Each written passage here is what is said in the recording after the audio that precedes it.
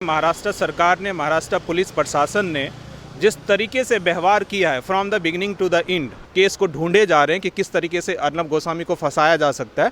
और सबसे बड़ी बात है कि मैं सोशल मीडिया को देख रहा हूँ कि अर्नब गोस्वामी, चलिए मान लीजिए वो अपराधी है, दोषी है, लेकिन जिस तरीके से उसको ट्रोल किया जा रहा है, जिस तरीके से मतलब कार्टून बनाए जा रहे हैं, तालियां बजाई जा रही हैं, लोग बोल रहे हैं और कुटाई होनी चाहिए और धुनाई होनी चाहिए, जिस तरह की लैंग्वेज जो सेकुलर लिबरल लोग हैं, जो फ्रीडम ऑफ स्पीच की बात करते हैं, जो टॉलरेंस की बात करते हैं, मतलब इस तरह की चीज़ें इंटॉलरेंस की बात करते हैं, उस खेमे से ये सारी चीज़ें की जा रही है।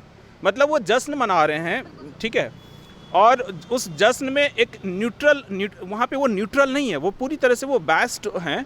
और सबसे बड़ी बात है कि वो शिवसेना जिसने दक्षिण भारतीयों को लुंगी खोल के इस तरीके से उनको वहाँ से बैकआउट किया, मारा पीटा, बिहार के लोगों को मारा पीटा, जो दंगाई कह सकते हैं आप, डायरेक्टली इनडायरेक्टली उस तरह का एटमॉस्फेयर बनाने में शिवसेना का हाथ रहा है। वो शिवसेना जब मोटिवेटेड काम कर रही है अर्नब गोस्वामी के पीछे, तो उस पर यही सेकुलर लिबरल, जिसको सेकुलर फॉक्स बोल सकते हैं, यही सेकुलर भेड़िए आज कैसे खुश हैं। मेरे जैसे व्यक्ति को रवीश कुमार की चालाकियां समझने में 1 दशक टाइम लग जाता है। हमें लगता था कि ये बहुत अच्छे पत्रकार हैं, लेकिन आज हमें पता है पूरा का पूरा ये एजेंडावाज पत्रकार है ये। और इस आदमी को चाहिए क्या, तुम्हें जो है एक निष्पक्ष पत्रकार, ये जो मैग्नेसेस अवार्ड, ये सारी चीज़ें सब सारी चीज़ें ये मैनेज्ड है। और इंडिया के ओपिनियन मेकिंग में एक जो है एंटी इंडिया जो एलिमेंट है वो बहुत बड़ा रोल प्ले कर रही है। और यहाँ पे ओपिनियन मेकिंग में ये सारी खेल खेली जा रही है, और ये सारे BBC प्रिंट वायर उस खेल में इन्वॉल्व हैं सारे लोग अर्नब गोस्वामी के साथ। अर्नब गोस्वामी एज ए इंटरनलिस्ट हो ना हो, लेकिन उसके खिलाफ जो लोग पीछे पड़े हैं, उसके विरोध में भारत का यूथ जो है वो पूरी तरीके से खड़ा है। देखिए मैम, ये पूरी तरीके से पॉलिटिकल मोटिवेटेड है, ये कोई रूटीन वर्क नहीं है, और पूरी इंटेंशन से इनको टारगेट किया गया है, क्योंकि सुशांत के केस को फॉलो कर रहे थे। और हमने देखा, बोल सकते हैं सुशांत के केस में एक मर्डर मिस्ट्री तो ज़रूर थी, सबको एक संदेह हो रहा था। और जिस तरीके से शुरू से महाराष्ट्र सरकार ने, महाराष्ट्र पुलिस प्रशासन ने जिस तरीके से व्यवहार किया है from the beginning to the end, ऐसा सबको लग रहा था कुछ ना कुछ इस केस के पीछे हिडन है। महाराष्ट्र सरकार को या प्रशासन को न्यूट्रल रहना चाहिए था, बट वो कहीं से न्यूट्रल नहीं थी। आपने देखा होगा बिहार से जो ऑफिसर्स गए थे, IPS ऑफिसर्स, वहाँ पे उनको क्वारंटाइन कर दिया गया और अनाप शनाप स्टेटमेंट दिए जा रहे थे। तो जाहिर सी बात है कि लोगों का संदेह बढ़ता जा रहा था, और उसी चीज़ को अर्नब गोस्वामी ने लगातार उस चीज़ को बोल सकते हैं, एक पर्टिकुलर न्यूज़ को फोकस करके वो चला रहे थे। तो उनको एक तरह से उनका पीछा किया जा रहा है, केस को ढूंढे जा रहे हैं कि किस तरीके से अर्नब गोस्वामी को फंसाया जा सकता है। और सबसे बड़ी बात है कि मैं सोशल मीडिया को देख रहा हूँ कि अर्नब गोस्वामी, चलिए मान लीजिए वो अपराधी है, दोषी है, लेकिन जिस तरीके से उसको ट्रोल किया जा रहा है, जिस तरीके से मतलब कार्टून बनाए जा रहे हैं, तालियां बजाई जा रही हैं, लोग बोल रहे हैं और कुटाई होनी चाहिए और धुनाई होनी चाहिए, जिस तरह की लैंग्वेज जो सेकुलर लिबरल लोग हैं, जो फ्रीडम ऑफ स्पीच की बात करते हैं, जो टॉलरेंस की बात करते हैं, मतलब इस तरह की चीज़ें इंटॉलरेंस की बात करते हैं, उस खेमे से ये सारी चीज़ें की जा रही है। मतलब वो जश्न मना रहे हैं, ठीक है, और उस जश्न में एक वहाँ पे वो न्यूट्रल नहीं है, वो पूरी तरह से वो बेस्ट हैं। और सबसे बड़ी बात है कि वो शिवसेना जिसने दक्षिण भारतीयों को लुंगी खोल के इस तरीके से उनको वहाँ से बैकआउट किया, मारा पीटा, बिहार के लोगों को मारा पीटा, जो दंगाई कह सकते हैं आप, डायरेक्टली इनडायरेक्टली उस तरह का एटमॉस्फेयर बनाने में शिवसेना का हाथ रहा है। वो शिवसेना जब मोटिवेटेड काम कर रही है अर्नब गोस्वामी के पीछे, तो उस पर यही सेकुलर लिबरल, जिसको सेकुलर फॉक्स बोल सकते हैं, यही सेकुलर भेड़िए आज कैसे खुश हैं। ये भी बात है कि आज सुप्रीम कोर्ट ने जब ये सही बात कही कि आप इस तरीके से धमकी नहीं दे सकते, पुलिस अपना काम कर ही नहीं रही है, बल्कि लोगों की तरफ से ये कह रहा है जो गुंडागर्दी दिखाई जा रही है। अर्नब गोस्वामी से ये कहा जाता है कि दिवाली आपको यही मनानी पड़ेगी, दिवाली तक हम आपको जाने नहीं देंगे। आप देखिए पूरी गुंडागर्दी है ये। कंगना का जो घर तोड़ा गया वो भी रूटीन वर्क नहीं था, वो एक सिलेक्टिव वर्क था, ठीक है। आप बहुत सारे लोगों को बोला जाता है कि लालू यादव को सिलेक्टिव तरीके से जेल में फंसा दिया गया, तो उस टाइम तो आप बहुत कुछ सारे लोग बोलते हैं, सेकुलर लिबरल लोग। तो आज जब सिलेक्टिव तरीके से कंगना के घर को जब तोड़ा गया, तब आप लोगों ने जश्न मनाया। क्यों? कंगना को, एक वो महिला है, उसने स्ट्रगल करके बॉलीवुड में अपना स्पेस बनाया, उसके ओपिनियन से आप एग्री हो सकते थे, डिसएग्री हो सकते थे, वो उसको बहुत सारी चीज़ों की जानकारी नहीं है, ठीक है, वो पॉलिटिकली वो आइडियल नहीं हो सकती है, मैं सारी बात मानता हूँ, लेकिन एक महिला, एक एक्ट्रेस को, एक अभिनेत्री को हरामखोर बोला गया। और अब मैंने देखा था राखी सावंत, फिर यही सेकुलर लिबरल लोगों ने उसके बाद बोला कि कंगना के अगेंस्ट में राखी सावंत को उतार दो। और राखी सावंत का मैंने वीडियो देखा है जो कंगना के बारे में जितने गंदे शब्दों का, जितने से जितने गंदे शब्दों का इस्तेमाल हो सकता है, उस राखी सावंत ने उस गंदे शब्दों का इस्तेमाल कंगना के लिए किया है और उस पर कोई डिबेट नहीं है। और इन लोगों ने उसको उतारा, बॉलीवुड में कंगना को गाली देने के लिए उतारा और उसने फेसबुक पे अपने वीडियो को उसने वायरल किया है।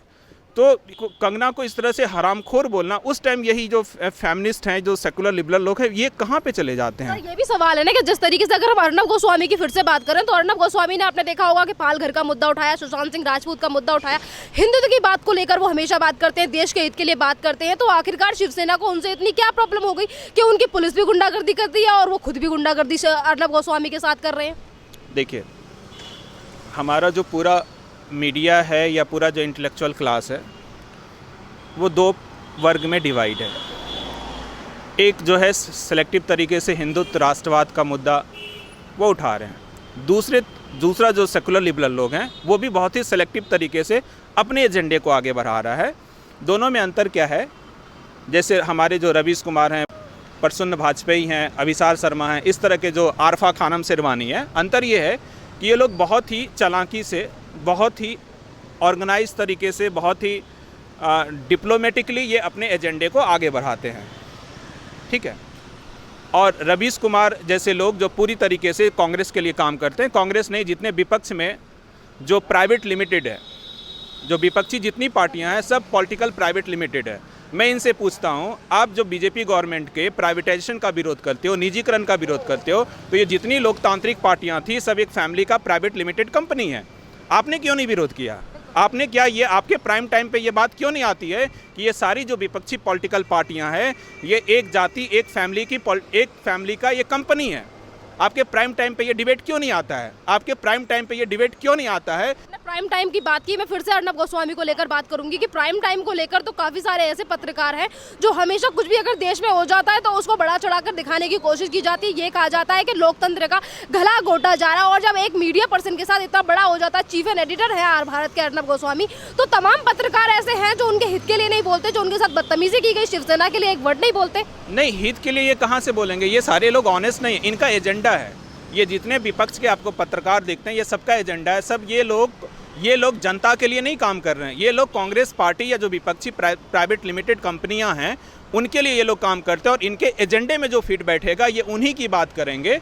और मैं अर्नब गोस्वामी को पूरी तरीके से मैं कोई सर्टिफिकेट नहीं दे रहा हूं कि वो बहुत अच्छे जर्नलिस्ट हैं।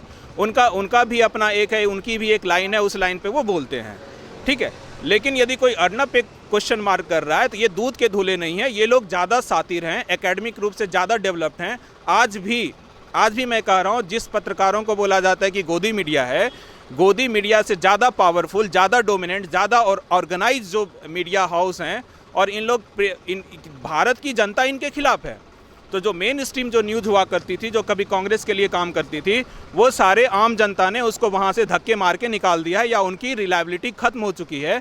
तो ये लोगों ने अल्टरनेट प्लेटफॉर्म ढूंढा है, जो अल्टरनेट प्लेटफॉर्म जैसे आपका जो आप अनुमति दें तो मैं नाम भी ले सकता हूँ, ये जैसे ये प्रिंट वायर BBC जैसे लोग हैं, ये पूरी तरीके से, जैसे आरफा खानम शेरवानी जैसे लोग हैं, अजीत अंजुमन जैसे लोग हैं, ये सारे लोग पूरी तरीके से कांग्रेस के लिए बैटिंग करते हैं। और ये लोगों में अंतर सिर्फ इतना है कि बीजेपी अभी 10 साल सत्ता में रही है, ये पिछले 60 साल से आज़ादी के बाद सत्ता में रहे हैं। तो सत्ता में रहना, सत्ता का संतुलन और सत्ता को मैनेज करना, और सत्ता में कैसे चालाकी से, समझदारी से चीज़ों को, बीजेपी का नाम लिया तो मुझे एक क्वेश्चन याद आया कि जिस तरीके से, तो इन लोगों को वो सारी चालाकियाँ, वो सारी समझदारी आती है।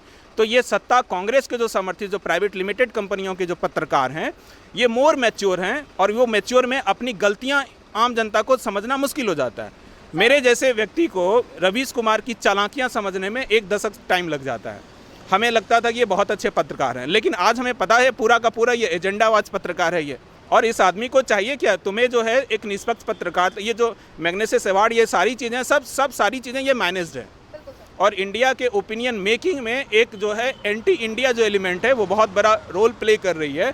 और यहाँ पे ओपिनियन मेकिंग में ये सारी खेल खेली जा रही है और ये सारे BBC प्रिंट वायर उस खेल में इन्वॉल्व हैं सारे लोग।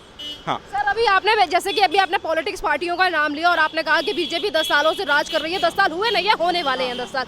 अगर इन्हीं को लेकर हाँ इन्हीं को सर्कल अगर इन्हीं सारी चीज़ों को लेकर बात करें तो जिस तरीके से बीजेपी का जो रुख रहा है वो अर्नब गोस्वामी को सपोर्ट कर रहे हैं। उनके तमाम नेता अर्नब गोस्वामी को लेकर सवाल जवाब कर रहे हैं और सरकार पर सवाल उठा रहे हैं, उनका सपोर्ट कर रहे हैं और उसके साथ पूरे 130 करोड़ की जनता भी खड़ी है। तो यहाँ पे संजय राउत ये कहते हैं कि बीजेपी क्यों सपोर्ट कर रही है अर्नब गोस्वामी को?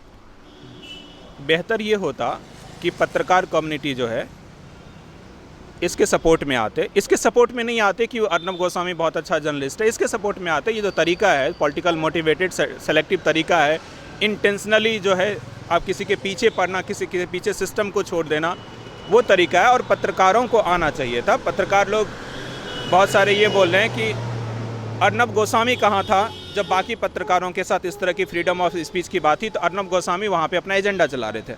मान लिया अर्नब गोस्वामी अपना एजेंडा चला रहे थे, लेकिन तो फिर आप भी सिलेक्टिव तरीके से वही काम करोगे। आपने तो सेकुलर लिबरल और फ्रीडम ऑफ स्पीच का लवादा हो रहा है, तो आप तो न्यूट्रल रहो ना। अर्नब गोस्वामी क्या कर रहा था नहीं कर रहा था, आप तो आप अपने स्टैंड पे टिके रहो ना। सर, मेरा एक लास्ट सवाल कि जहाँ पे अर्नब गोस्वामी का सारा सपोर्ट कर रहे हैं, पूरी 130 करोड़ की जनता उनके साथ है। आपने भी देखा होगा कि तमाम जगहों पे अर्नब गोस्वामी की रिहाई के लिए हर जगह पे प्रोटेस्ट किए जा रहे हैं, जनता सड़कों पर निकली पड़ी है। तो क्या एक जवाब मिलेगा ये सरकार की जो तानाशाही चल रही है महाराष्ट्र में और इनकी जो मुंबई पुलिस की है? देखिए, जहाँ तक हमें समझ में आता है, जो 2019 में मोदी जी वापस आए हैं, भारत की पूरी जनता ने मोदी जी को वोट किया है, सपोर्ट किया है। और सपोर्ट का कारण सिर्फ और सिर्फ राष्ट्रवाद है। भारत जो है, भारत पे पिछले 1000 साल से सांस्कृतिक हमले हुए, राजनीतिक हमले हुए, आर्थिक गुलामी हुआ। और हमें लगता है पिछले 1000 साल में पहली बार भारत की जनता आज़ाद होना चाह रही है। अब वो आज़ादी के साथ अपने चिंतन को, ठीक है, वो अब जीना चाह रही है। ये पहली बार पराजित कौम के चरित्र से वो बाहर आ रही है भारत की जनता। और जो आज के डेट में जो राष्ट्रभक्ति देशभक्त है, कोई समझता है कि वो भाजपा और हिंदुत्व ही है या संघ ही है, तो वो गलत समझता है। आज के देश में आज का जो युवा है, जो देशभक्त और राष्ट्रवाद भाजपा हिंदुत्व से आगे जा चुका है। भाजपा यदि राष्ट्रभक्त हिंदुत्व का स्टैंड नहीं भी लेगी तो भारत का युवा वर्ग वो स्टैंड लेने को तैयार है।